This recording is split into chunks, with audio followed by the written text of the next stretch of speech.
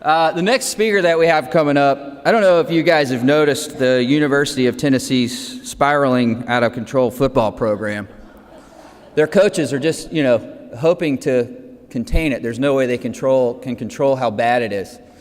That's what you hear about Mike Carver a lot, is you just hope to contain him, because there's no way you're going to control him. Remember when I gave that disclosure earlier?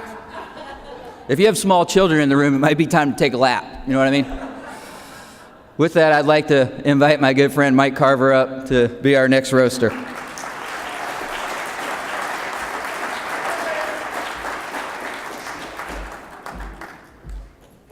Yates, Bill, congratulations. Sorry, I had to throw that in. Yeah, thank you. Roll tie. Yeah, I like your tie. thank you. Wish we had a little more light, but we'll make do. Good evening. I'm Mike Carver, and I'm here to talk about the healthcare sales career of Yates Farris. And like most of you, each day I receive the healthcare daily email and online, orchestrated by Repertoire. And typically I look at the bullet points at the top because, I really don't want to scroll down and see if Bovie's stock has gone from $1.09 to $1.11.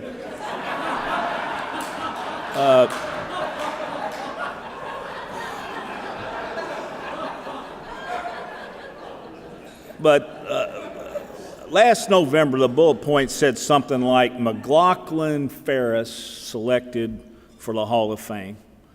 And the first thing that came to my mind was, Yates Farris is going into the Hall of Fame? What in the hell has he ever done?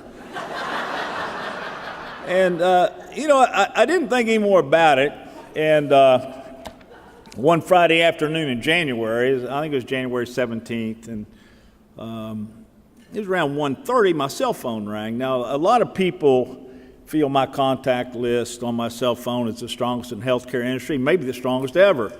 And for instance, when McLaughlin calls, Bill pops up. When Bullet calls, Deb pops up. When Seitz calls, Mark pops up. When Colpo calls, Charlie pops up. And when Rowan calls, Mark pops up. And when Abrams calls from Medline, I'm not going to tell you what pops up. But anyway, you get the point, right? So I got this call on the 17th, and unknown popped up. So I knew it wasn't a player. I knew it wasn't anybody big in the industry. And I answered, I said, "This is Mike Carver." On the other end, I heard, "This is Yates." And my response was, "Who?" And he said, "This is Yates Farris with IMCO." And I answered, "Yates, how you doing?" And he said, "Great." He said, "You probably heard I'm going into the Healthcare Hall of Fame." And I said, "Well, Yates, that's great. Congratulations." He said, "But look, I'm trying to find somebody to speak for me at the Hall of Fame banquet." And he said, "I'm having kind of a problem here finding somebody." And I said, "Yates, I really don't know you all that well, but if you can't find anybody else," I said, "Hell, and Roger Ben's okayed this line. I said, I paid $10 to watch a dog do number 2. Surely I'll speak for you." So I said, "Yates, do me a favor. Send me a list of all your advocates, everybody in the industry that believes in you, and I'll contact them so I can learn a little bit more about your career." And sure enough, 6 p.m., I get an email from Yates Farris. And the subject line, capital letters, "Advocates of Yates Farris, / people who believe in Yates Farris." I thought, man, this is great, So I opened up the attachment. Now, Bill, an attachment, that's a document that can be part of an electronic message on a device called a computer.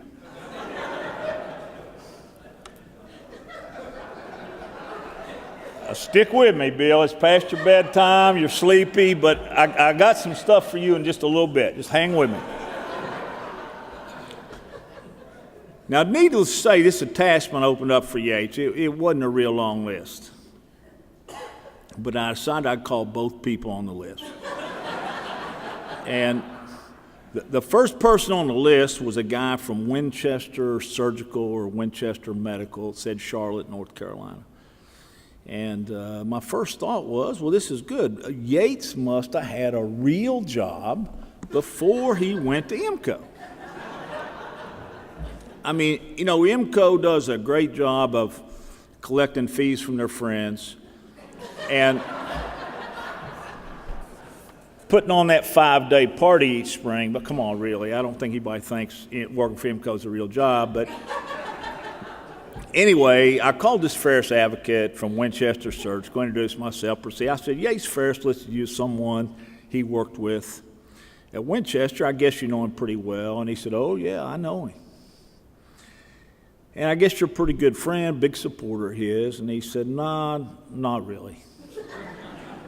And I was a little taken back, but I said, tell me about Yates' time at Winchester. And the guy said, well, he was a rep here for many years. And did okay. Then they put him over sales, and over all us reps, things kind of went downhill under his leadership. And he said we couldn't compete with PSS, and we ended up selling to him. And to add salt to the wound, Yates abandoned us all, went to Daytona Beach and IMCO. And I said, well, okay, does anything else stand out about Yates' time at Winchester? He said, yeah, when he left for Florida, he said the beer sales in this county went down about 18%. He said, this guy drank some beer when he was here. And I said, look, I'm going to have to address this Hall of Fame banquet, so kind of let me summarize his career there at Winchester. And I said, Yates worked for Winchester. He carried a bag for many years, was average. He managed to get a position over sales. Things didn't go so well. You guys couldn't compete. You sold to PSS. Yates fled to Florida. And when he did so, the beer economy in your area plummeted. And he said, yeah, that pretty much wraps it up. And I said, well, thanks for your time. So the next and last name on Yates' advocate list was a girl from IMCO who I knew pretty well. And I was excited to talk to her because I really wanted to understand what Yates actually, did at IMCO, what he does at IMCO, and what was a typical day for him.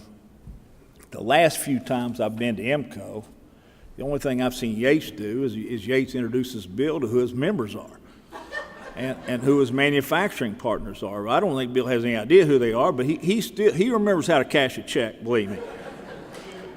Anyway, I got this girl on the phone. I introduced myself, and I asked her how she was doing, told her Yates had listed her as an advocate, and asked her if she knew Yates pretty well, and oh, yeah, very well. I guess you're a big supporter of his, a big fan working together and all. She said, no, not really. I thought to myself, I'm beginning to notice a little trend here. And so tell me about Yates and IMCO. What's a typical day for Yates at IMCO? And she said, Yates does a lot of personal email. And I said, personal email? And then kind of a light went off. I said, come to think of it, hell, that guy sends me personal email every day, all day. And I said, you obviously know Yates pretty well. What else stands out about a typical day for Yates? And she said, well, he likes to potty. And I said, pardon? He said, well, he kind of likes to potty. And I said, well, good grief, that's a big deal for him. And I said, how about all the work with physician distributors and physician DSRs and all that? And she said, well, Winter Circle was kind of his baby. And we discontinued that program. Things didn't work out that well. And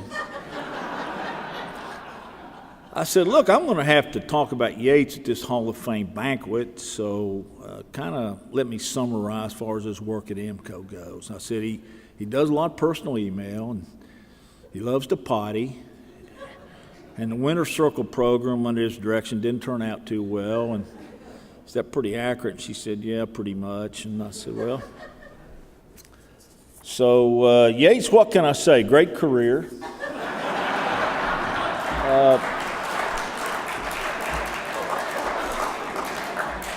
A couple of suggestions for you. First of all, you may want to revamp your advocate list a little bit. Maybe get a couple of family members on there. Secondly, don't know who on the Hall of Fame selection committee you have pictures of or what they show, but they got to be doozies. I'd certainly keep those under, lock and key. But what a great career. Now, I've talked about Yates' career, and now I'd like to toast Yates, the person. Considering the fact, in reality, I've known Yates for 22 years and done several road shows with him, been in numerous selling and teaching situations side by side with him.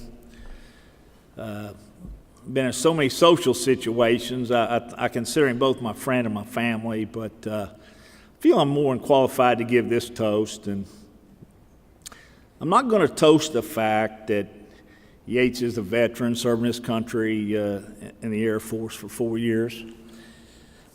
I'm not going to toast the fact that Yates is probably one of the most honest people I've ever met in my life. I'm not going to toast the fact that Yates is such a compassionate Christian. I'm not going to toast the fact that if you ever looked up the phrase sense of humor in the dictionary, it would simply say Yates Farris. I'm not going to toast the fact that I've never met anyone in our industry with more passion and love for our industry, or I'm not going to toast the fact that there's probably never been a more willing giver or teacher in our industry than Yates Farris. It's getting good now, Yates, right?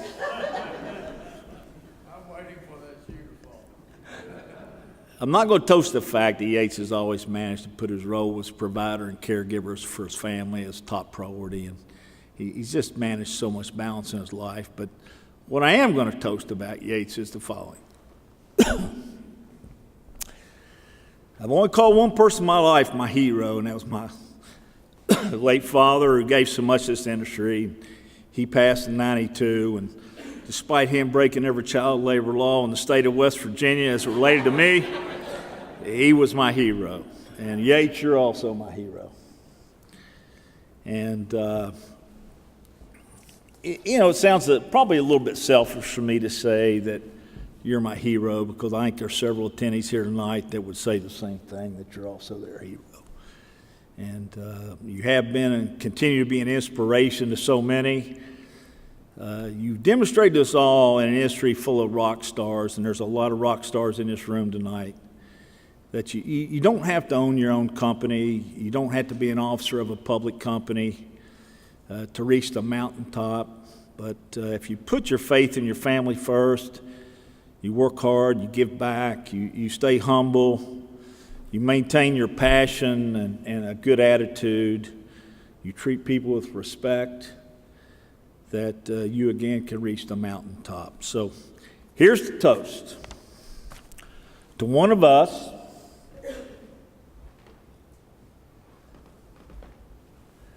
a man who started out carrying a bag and 50 years later still proud to carry a bag. Our inspiration, our hero, our Rabboni. And for those of you who read the Bible, Rabboni is only used twice in the New Testament to describe the greatest teacher in the history of the world. And in our industry, this is our Rabboni. Our friend, the people's choice for the Hall of Fame, Yates Farris.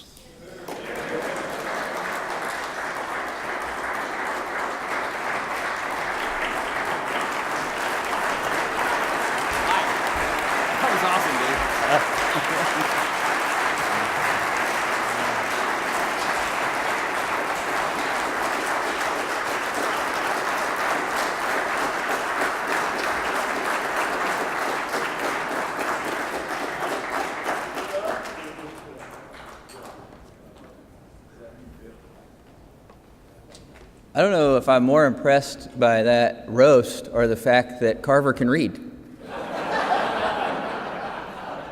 Honestly, Mike, that was one of the best roasts I've ever heard. That was amazing. Very well prepared.